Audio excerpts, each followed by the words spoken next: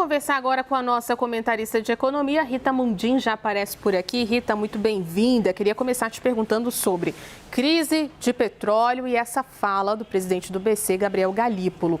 Ele fala sobre o Brasil estar em uma posição favorável nessa crise. Qual que é a sua avaliação?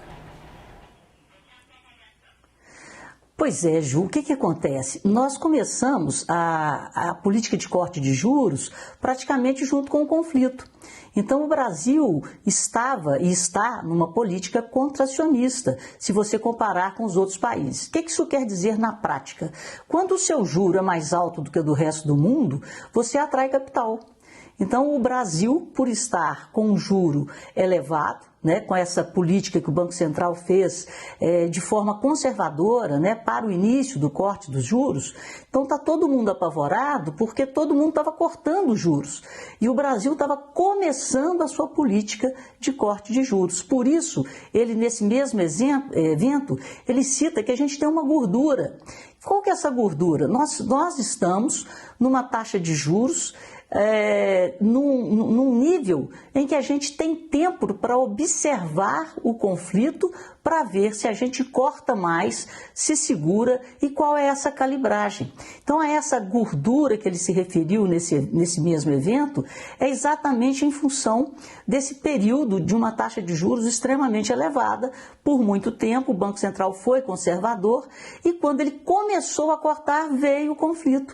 Então, nós estamos sim em um nível bem mais tranquilo com os juros lá em cima do que dos outros países e continuamos atraindo capital. É por isso que a taxa de câmbio não está nos afetando tanto. Nós estamos com um câmbio, com um real bem apreciado em relação ao dólar, exatamente por termos esses juros altos que faz com que o capital especulativo do mundo seja atraído aqui pelo Brasil. E a outra coisa que ele falou é óbvia, nós somos exportadores de petróleo e poderíamos não termos que importar combustíveis, como é o caso do diesel e da gasolina, se as refinarias que tivessem sido prometidas no governo da Dilma tivessem sido inauguradas, porque o problema do Brasil é que as nossas refinarias não conseguem refinar o óleo do pré-sal. Então a gente exporta petróleo e importa de cerca de 20% a 30% do diesel, dependendo da época, e cerca de 10% da gasolina. Mas poderíamos estar numa situação muito melhor se a corrupção não tivesse colocado as nossas refinarias no bolso. Agora, Rita, ainda falando sobre guerra, a gente tem uma projeção do mercado elevada sobre a inflação de 2026, efeito desse conflito. A pergunta é, até onde vai essa tendência? Qual pode ser o impacto disso para um ano eleitoral? Olha, inflação não combina com eleição. Como disse o próprio Galípolo nesse mesmo evento, quando você tem mais inflação, você tem menos crescimento. E quando você tem menos crescimento, isso afeta o emocional das pessoas. Você tem inflação, isso afeta o seu poder aquisitivo. E quando você tem o seu poder aquisitivo afetado, você fica mais... você recua, você fica mais triste, você fica sem perspectiva. Então, inflação afeta crescimento, porque para controlar a inflação, nós ainda temos que subir juros ou manter os juros num patamar restritivo.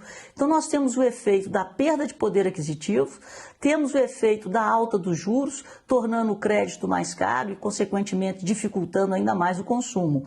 E por isso que a gente, nesse período eleitoral, o Banco Central tem que tirar o foco de eleição e ser extremamente técnico. E o nosso Banco Central tem sido técnico. Tanto é que, como o próprio presidente falou, o Galípolo, nós estamos numa posição mais confortável do que a de outros bancos centrais pelo mundo. Você vê nos Estados Unidos, está uma confusão danada. Estão pensando aí em cortar juros só em setembro do ano que vem.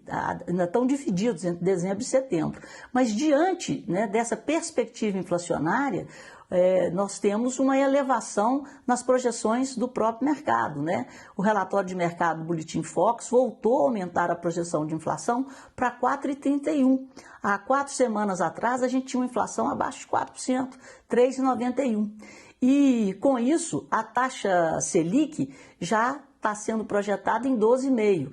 Nesse evento de hoje, esse evento foi muito importante para discutir política monetária, discutir inflação em tempos de conflito. Nesse evento de hoje, vários economistas presentes lá já estão apostando numa inflação a 14%, que é mais ou menos o nível de juros, perdão, numa taxa de juros, numa Selic de 14%, que é praticamente o nível de juros negociados na B3. Então, os juros futuros da B3 estão apontando para 14%, o relatório de mercado está apontando para 12,5%, então, bem acima do que a gente tinha no início do conflito, que começou faz um mês.